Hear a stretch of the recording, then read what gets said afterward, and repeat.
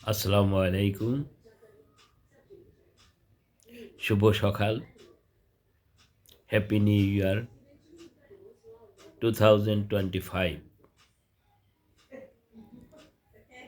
আজ নতুন বৎসরের শুভেচ্ছা দেশ এবং দেশের বাহিরে সকলকে জানাচ্ছি। আমি মতলব বার্তা পত্রিকার সম্পাদক ও রাজপথ টিভি লাইভের সম্পাদক।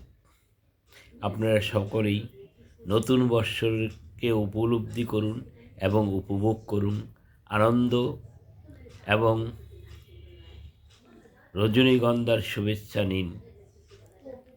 আমরা মতলব বার্তা পত্রিকার পক্ষ থেকে এবং রাজপথ টিভির পক্ষ থেকে